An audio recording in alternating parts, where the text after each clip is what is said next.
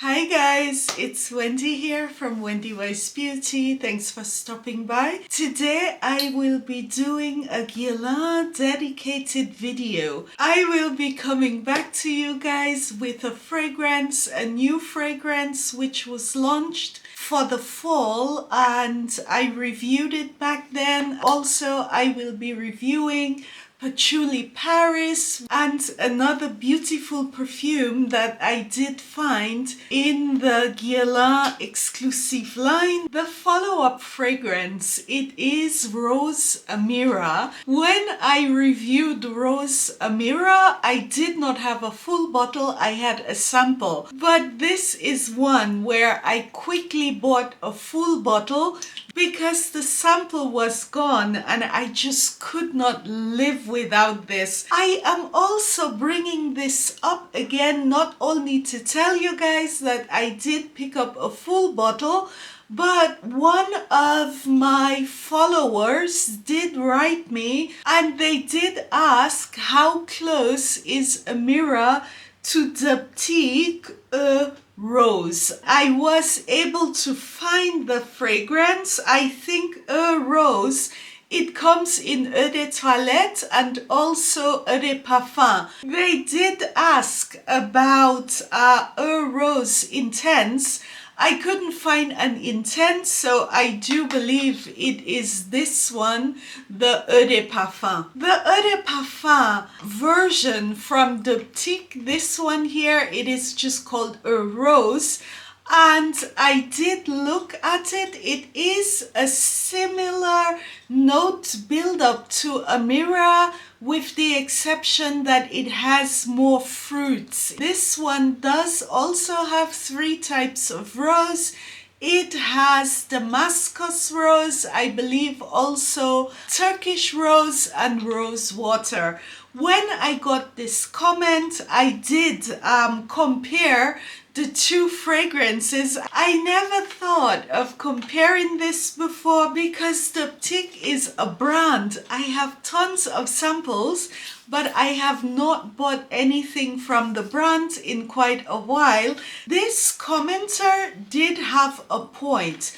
When I compared the 2 fragrances, they are in the same category genre of fragrances. However, the rose from Diptyque, it does have a bit more fruity accords and it is also more floral. It also is a bit of a thinner fragrance.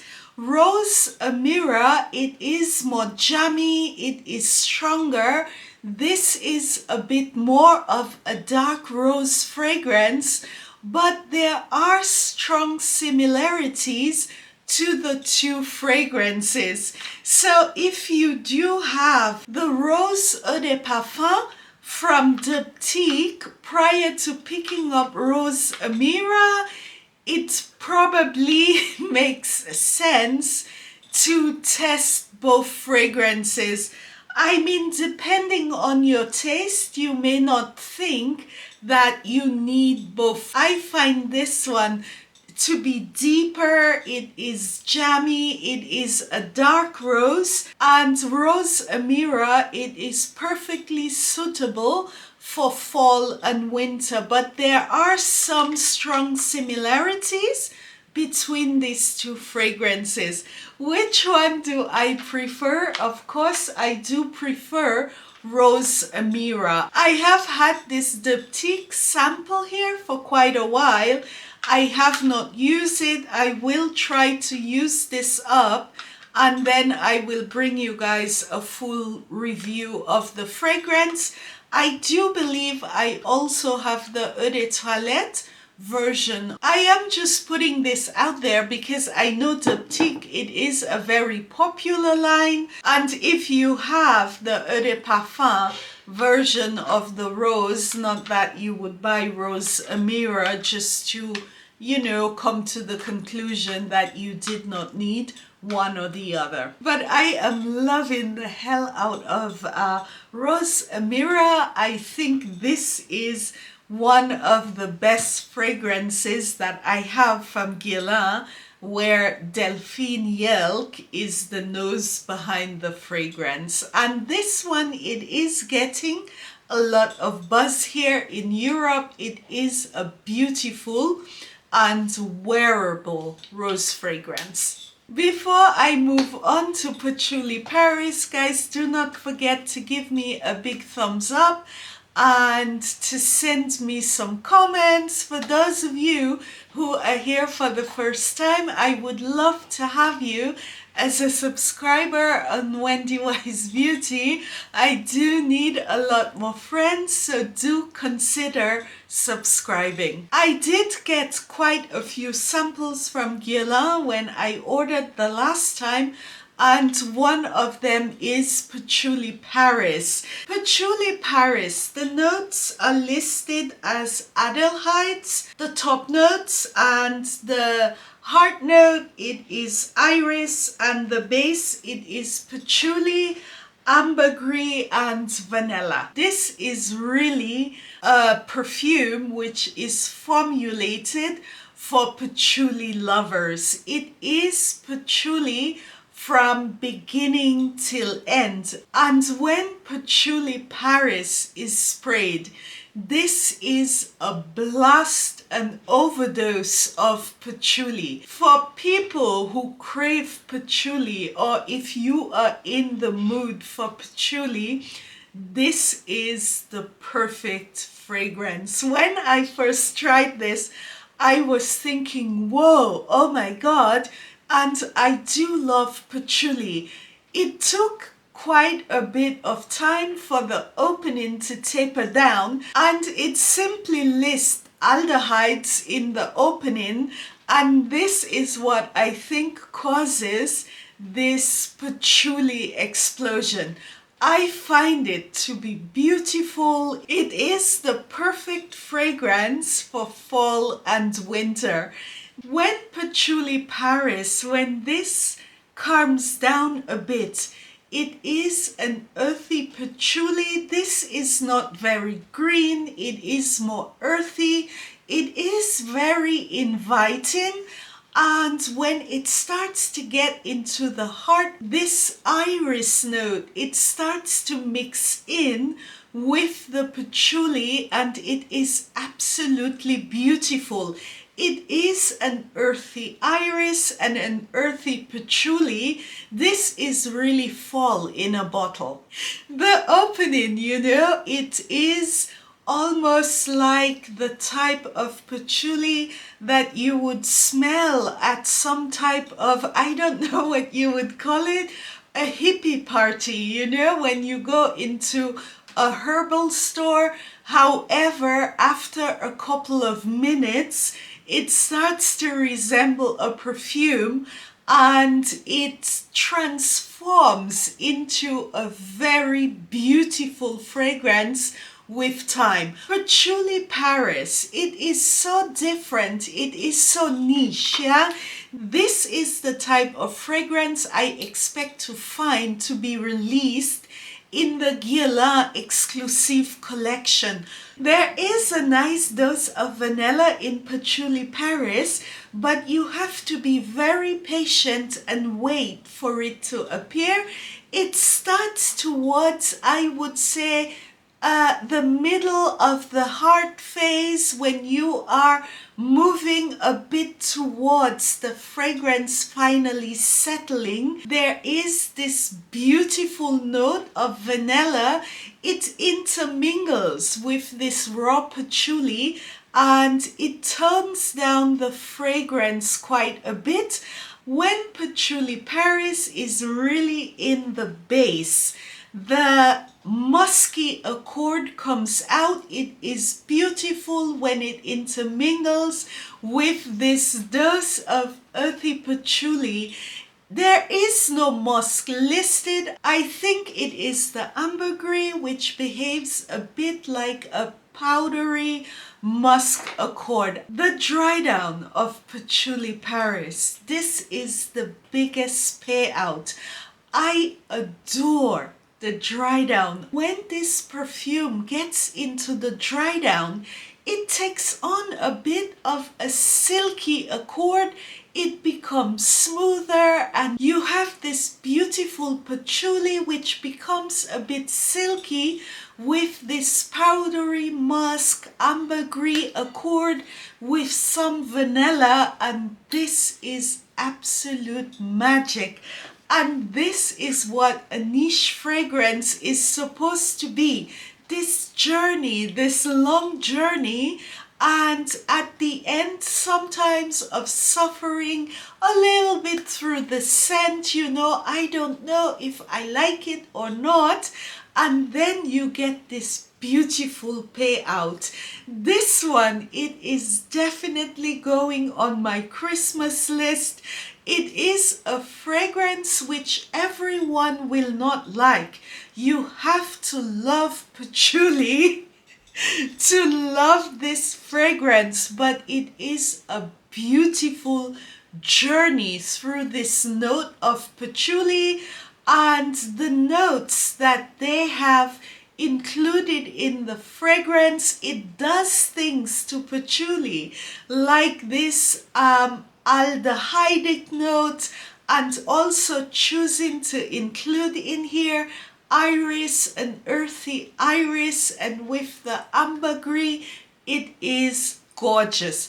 This is not a fragrance to buy blind. It has to be tried and it needs to be sampled on the skin, because this is where the fragrance is at its best.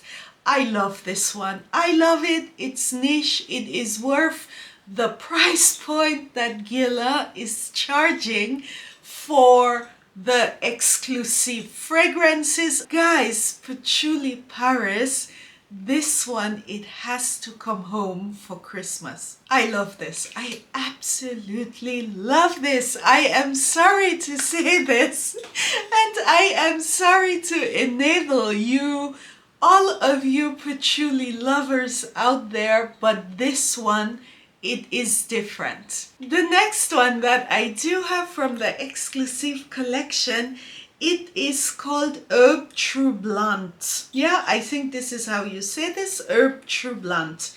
Oh, if we say it as English-speaking people, it would be HERBES Troublantes, yeah, but I believe it's Herbes Troublantes. Anyway, this one has been around forever. I only thought to order a sample of the perfume this summer because it was so hot, and this is a citrus fragrance, and being that Thierry Vassa was back at Guerlain, you know, when this Absolus Allegoria fragrances came out, and Thierry Vassa is the nose behind this fragrance, so I did choose this as one of my free samples when I was ordering. This one, it is classified as a citrus aromatic fragrance.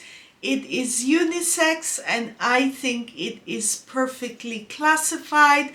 The opening, it is very aromatic when I smell this, and it is definitely right in the middle. The notes are listed as herbs, white musk, orange blossom, and bergamot. To my nose, this is a soft blend of herbs, citrus notes laced with very soft floral accords. It is very beautiful. It is very soothing. This is a very calming fragrance. I do love this, and had I sampled this in the spring, I most likely would have picked this up for summer. I just sprayed this on my wrist because the testing strip, it really does not do justice to this fragrance because it is such a soft aromatic blend. When I smell this on my skin, you know, I am always thinking of maybe you are in a herb garden, or you are on a meadow somewhere and you can smell a lot of Mediterranean herbs in bloom. In here I do get a nice whiff of rosemary and sage with a little bit tiny hints of mint, and you have to think that this is all laced with some really nice floral notes. The florals, you cannot really sense exactly what they are, but the herbs are stronger, but they intermingle with this whole bouquet, this whole Mediterranean herbal bouquet. When the fragrance has settled a lot more, there is a very nice soft orange blossom fragrance. It comes and goes. It is not always there. When I was testing this out, I was always smelling my wrist and wherever I spread this fragrance, because it is so beautiful, because you have a mix of all of these herbs, and then there are citrus accords, and every now and then you get this whiff of florals or of orange blossom. When herb Troublante, when it finally settles, there is a tad bit of greenness. It could smell sometimes a little bit like grass, but it is very beautiful. It is not a note which bothers me. It is there. It keeps the fragrance alive. There are some citrus scents when they do get into the base note. After an hour or so, you can sense a bit of the citrus note or this herb accord, but it is sometimes a bit dead. This perfume, it remains vibrant and fresh. It is soft, but it is still there. It has life and you can smell it. This is the type of scent that leaves you obsessed, It never leaves me alone. Like I said, it can at times become an obsession because I am always smelling myself.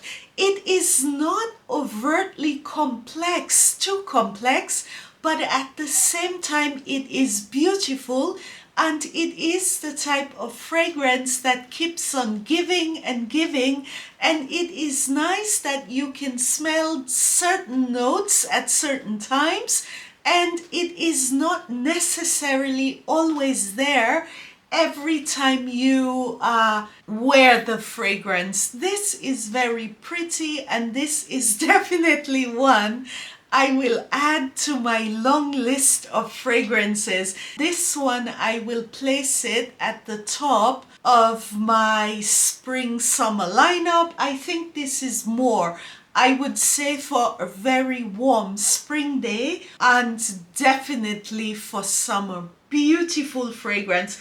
It does have very good staying power. When I spray this in the morning, I can still smell it, when I go like this, when I catch a whiff of my hair. But I do not think it is a fragrance with a hell of a lot of sillage. It is more of a fragrance which is decent. It wears closer to the skin. If someone were to come close, they would smell it, but this definitely does not have beast mode projection. I am so happy that Guerlain is back, especially the exclusive collection. You guys did hearing me complaining all of last year that the new fragrances were not really doing it for me. You guys know I love my Guerlain fragrances because they are always smooth, silky, elegant, beautiful, good lasting power. Anyway guys, thanks for watching and for making it till the end. Give me a blue heart if you made it to the end of this video. Don't forget to like and subscribe, and hope to see you again soon on my channel. Tschüss!